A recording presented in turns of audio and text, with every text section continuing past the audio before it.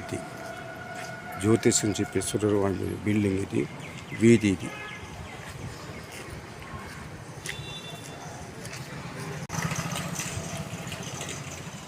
సూర్యబ్రహ్మణ్య వీధి.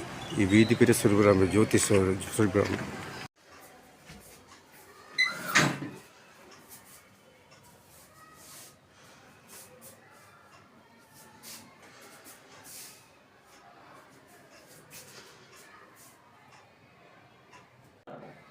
నా పేరు సురభి రాజశేఖర్. నేను న్యాయవాదిగా, జ్యోతిష శాస్త్రజ్ఞుడిగా నెల్లూరులో వృత్తి చేసుకుంటున్నాను. ఈ యొక్క జ్యోతిషాలయాన్ని మీకు చెప్పాలంటే సురభి రామయ్య గారు, వీరు మా తండ్రి గారు. వారు ఉపాధ్యాయుడిగా ఉద్యోగం చేస్తూ చిన్నతనం నుంచే వారి అన్నగారి దగ్గర నుంచి జ్యోతిష విద్యను కూడా అభ్యసించి, ఆ జ్యోతిషాన్ని కూడా అంటే 12 సంవత్సరాల నుంచి ఒక 20 సంవత్సరాల లోపల ఆ విద్యను అభ్యసించి, తర్వాత దాంట్లో లోటుపాట్లు తెలుసుకొని, తర్వాత ఒక పక్క ఉద్యోగం చేస్తూ మరొక పక్క ఈ జ్యోతిష వృత్తిని కూడా కొనసాగిస్తూ వచ్చినారు. ఈ యొక్క జ్యోతిషాలయం అనేది శ్రీ రామకృష్ణ జ్యోతిషాలయం అనేది 1931వ సంవత్సరంలో నాన్నగారు స్థాపించినారు. ఆయన ఆ జ్యోతిష వృత్తిలో ఎనలేని సేవలు చేసినారు.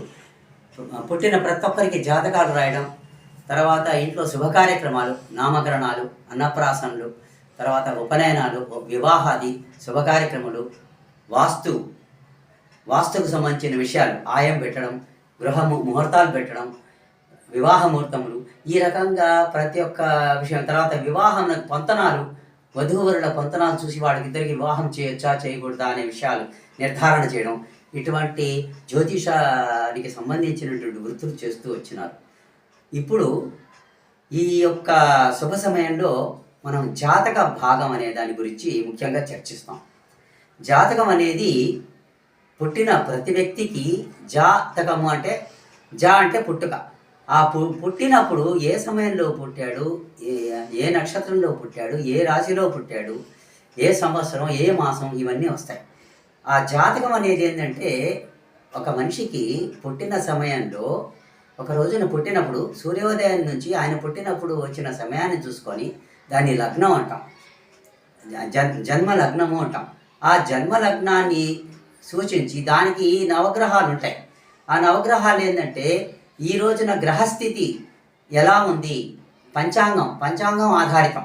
పంచాంగం అనేది 5 అంగములు కలిగినటువంటిది. తిథి, వారం, నక్షత్రం, యోగం, కరణం. ఈ 5 కలిగినటువంటి వాటిని అంగములు అంటారు.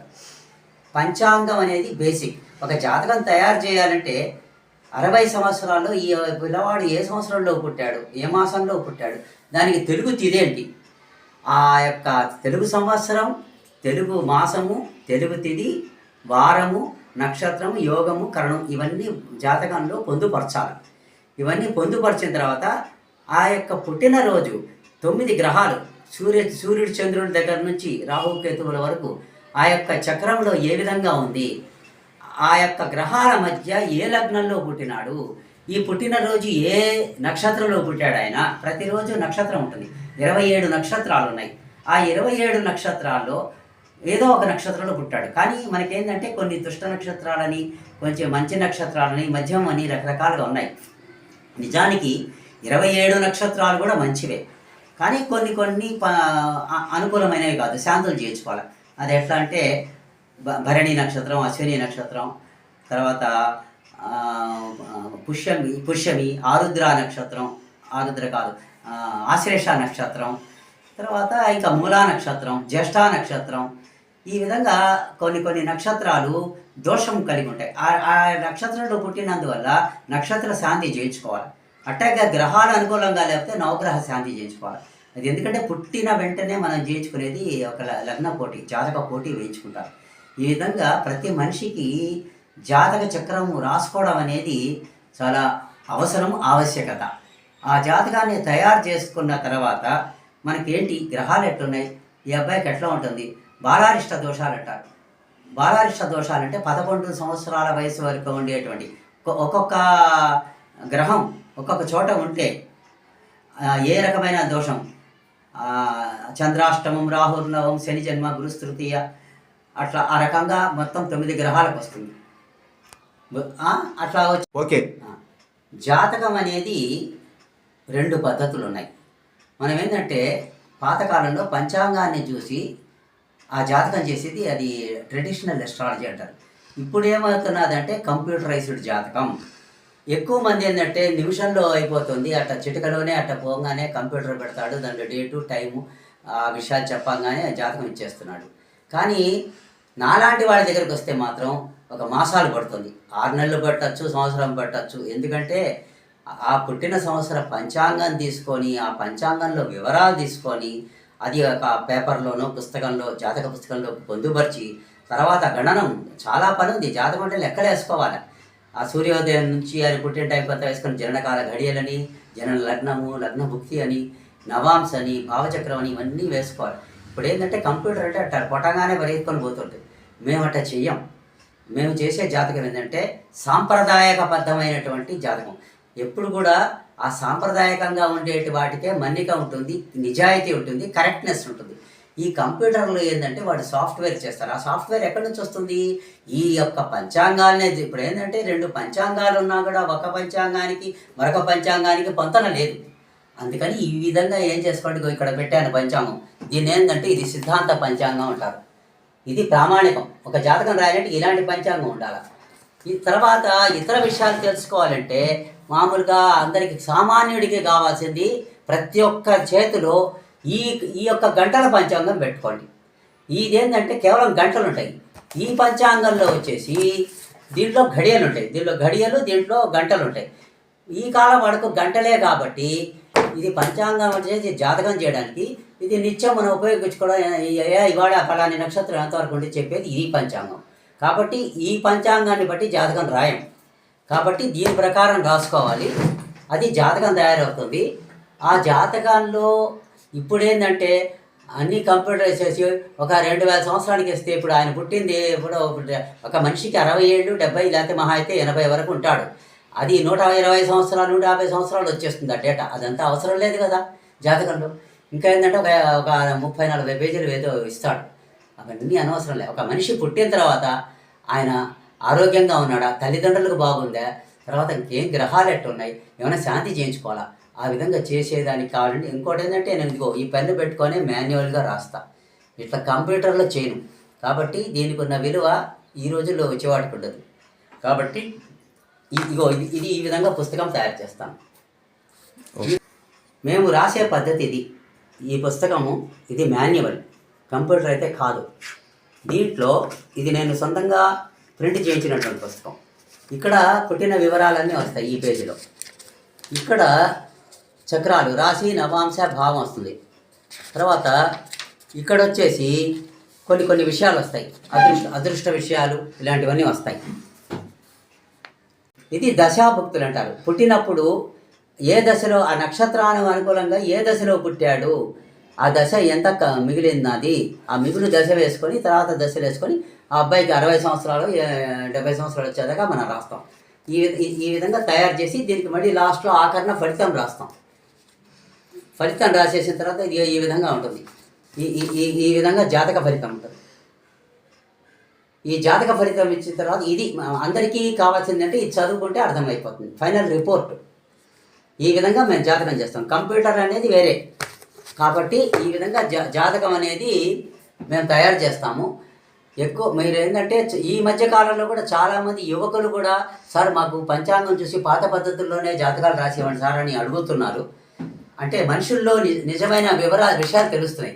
కంప్యూటర్లో పాదభేదాలు వస్తాయి, కొన్నిసార్లు నక్షత్రం మారుతుంటుంది, ఈ యొక్క తర్వాత దశలు అయితే పూర్తిగా మారిపోతాయి. అందుకని ప్రామాణికం ఏంటంటే మొదటి నుంచి ఇలాంటి పంచాంగాలు ఎప్పటి నుంచో ఉన్నాయి. ఇవేంటంటే ఇప్పుడు టీటీడీ వారి తంగిరాల వారి పంచాంగం, అంతకుముందు పిడపర్తి వారని, గుప్తా పంచాంగం అని, తర్వాత పిసుపాటి వారని, బైరాగి శాస్త్రి వారని, వాళ్ళ పంచాంగాలన్నీ మనం వాడుకొని ఉన్నాం. కామయ్య గారు ఆయన జ్యోతిష పండితులు, తర్వాత ఉపాధ్యాయులుగా పనిచేశారని కూడా మీకు తెలియజేస్తున్నాను.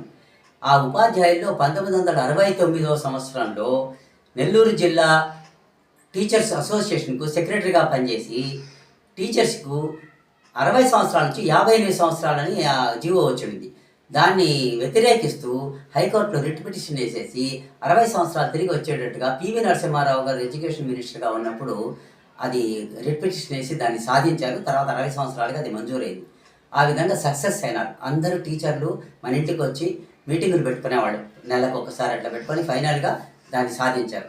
తర్వాత అది ఒక ఒక టీచర్గా చాలామంది విద్యార్థులు ఆయన శిష్యులు తర్వాత ఆయన దగ్గరికి రావడం, మీ నాన్నగారి శిష్యుడిని అని చెప్పడం, ఈనాటికి కూడా నాకు వాడు కనపడుతుంటే నాకెంతో గర్వంగా ఉంది. పలాని ఆయన కొడుకునని చెప్పడానికి నాకెంతో గర్వంగా ఉంది. వాళ్ళకు కూడా వాళ్ళ తండ్రిలాగా మా నాన్నగారిని చూసుకోవడం అనేది చాలా ముదావహంగా ఉన్నది. ఆయన ఉపాధ్యాయ వృత్తితో చేసుకుంటూ తర్వాత ఇంటి బాధ్యతలు చూసుకుంటూ జ్యోతిష వృత్తిని కూడా చూసుకుంటూ వచ్చిన క్లయింట్లను కూడా ప్రేమాభిమానాలతో చక్కగా ఏనాయనా బాగున్నావా, ఏంటి విశేషాలు, ఏం కావాలని ఒక బంధువు వచ్చినట్టుగానే వచ్చే జాతకాలకు వచ్చేవాళ్ళతో కూడా మంచిగా పలకరించి ఒక మంచి వ్యక్తిగా మహానుభావుడు, ఒక దేవుడు అనే పేరు తెచ్చుకున్నాడు ఆయన. అంతటితో ఆగకుండా ఆయన ప్రజాహితమైన సేవలు కూడా చాలా చాలా నిర్వహించారు.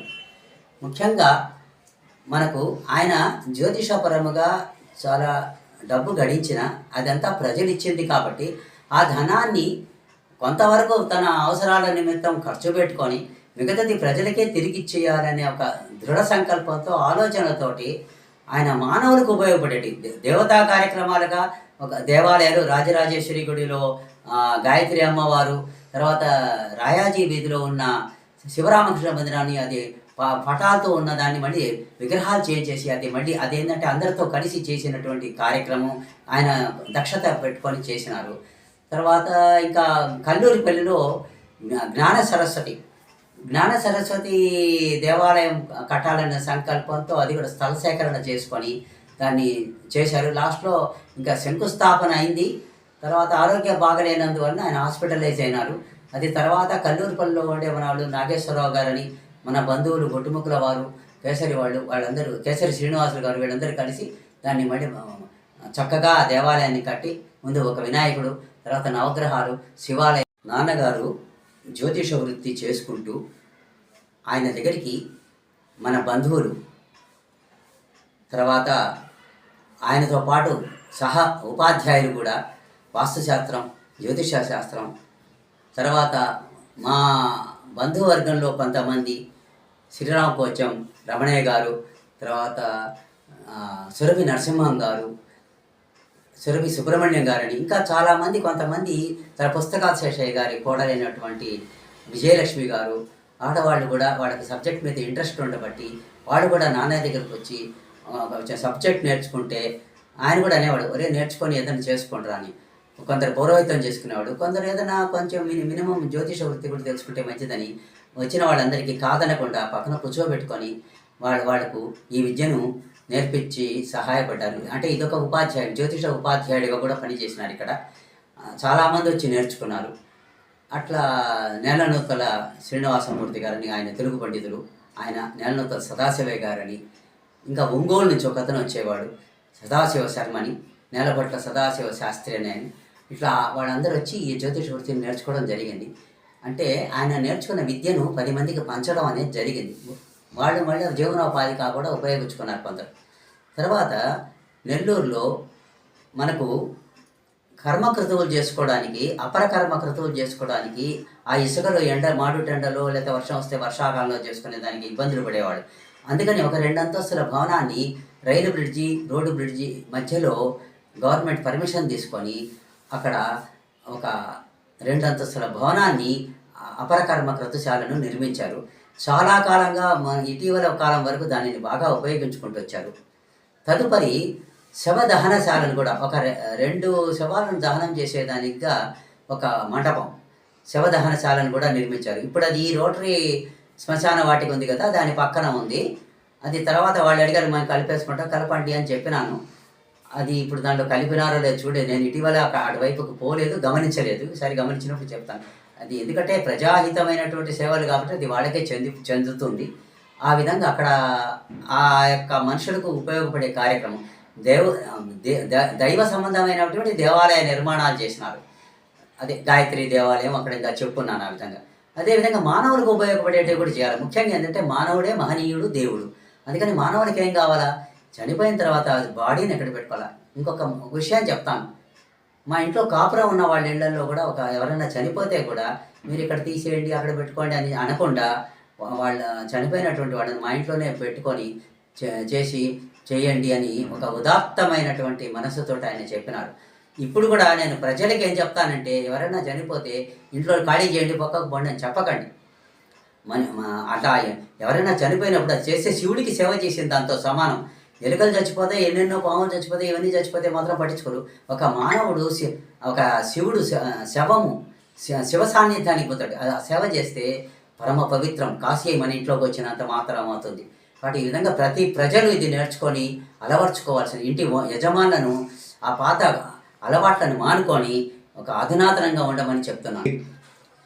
తర్వాత ఆయన ఎనలేని సేవలు, జ్యోతిష సేవలు చేసిన దానికి ఎక్కువ మంది ఉదయము 8 గంటల నుంచి 10 గంటలకు ఆయన స్కూల్కి పోయేవాడు. 10 గంటల దాకా జనం ఉండి, తర్వాత సాయంత్రం 4:30 నుంచి వాకిట్లో వచ్చి జనాలు నిల్చుకొని ఉండేవాళ్ళు. అది రాత్రి 10-11 దాకా జ్యోతిష వృత్తులు చేసేవారు. ఆయన ఇంత ఇవ్వు అంత ఇవ్వు అని డిమాండ్ చేసేవారు కాదు. ఏదో మీకు తోచింది ఇచ్చిపోండి అనేవాడు. ఆ యొక్క అభిమానం అనేది ప్రతి ప్రజలలో గుండెల్లో ఉన్నది. ఆయన ప్రతి వాళ్ళల్లో నివసించి ఉన్నాడు, ఈనాటికి కూడా జీవించి ఉన్నాడు సురభిరామయ్య గారు. కాబట్టి ఆ యొక్క పురపాలక సంఘం వాళ్ళు ఆయన యొక్క సేవలను గుర్తించి జ్యోతిషాలయం వీధి అనే మొదట ఉండేవాడు. అక్కడ ఉండే సురభిరామయ్య గారు కాబట్టి దైవజ్ఞరత్న సురభిరామయ్య గారి వీధి అనేది అక్కడ ఆ వీధికి పేరు పెట్టారు. మొత్తం ఏరియా వచ్చి శంకరగ్రహారం అవుతుంది. శంకరగ్రహారంలో మనం ఉండే వీధికి సురభిరామయ్య గారి వీధి అనేసి నామకరణం చేసి అది అఫీషియల్గా రిజిస్టర్ చేసేసినారు.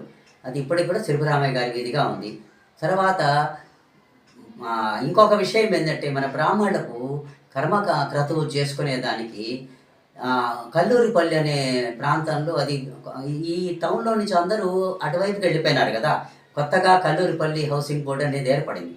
చాలామంది బ్రాహ్మణులు ఈ బాలాజీనగర్ కానీ మన ఈ యొక్క పాత టౌన్లో మధ్వపతి వారి అగ్రహారం కానీ, అతితోట అగ్రహారం కానీ ఈ ఏరియాలో ఉన్నవాళ్ళు కూడా అక్కడికి వెళ్ళిపోయిన తర్వాత ఏదన్నా అట్లాంటి కార్యక్రమాలు చేసుకునేదానికి అక్కడ సురభిరామయ్య గారి సత్రం అని ఆయన సొంత డబ్బులతోనే ఆయన కొంచెం స్థలం ఏర్పరచుకొని అక్కడ అది నిర్మించినారు. తర్వాత మరొక విషయం ఏంటంటే, ఆ యొక్క పేద బ్రాహ్మణులకు కూడా అక్కడ కార్యక్రమాలు చేసుకునేదానికి దాని నిర్వాహకులు ఒక 5,000 రూపాయలు ప్రకటిస్తున్నారు. అది ఇస్తున్నారు కూడా. ఏదైనా వాళ్ళు పెట్టుకున్న ఖర్చులకు 5,000 రూపాయలు ఒక మంజూరు చేస్తున్నారు. దానికి ఏంటంటే ముందుగా అప్లికేషన్ పెట్టుకోవాలి. వాళ్ళ యొక్క ఆర్థిక స్తోమత ఎట్లా ఉంది, వాళ్ళు ఏం చేయగలరు, ఎంతవరకు పెట్టుకోగలరు, దాన్ని బట్టి కమిటీ నిర్ణయం చేసి వీళ్లకు 5,000 రూపాయలు మంజూరు చేయడానికి మనకు అవకాశం ఉంటుందని, ఆ విధంగా ఆ యొక్క బ్రాహ్మణులకు అటువంటి సేవ కూడా ఆ సత్రం నిర్వాహకులు జరుపుతున్నారు. ఆ విధంగా మనం ఈ సేవ చేస్తున్నాం. ఇది వారు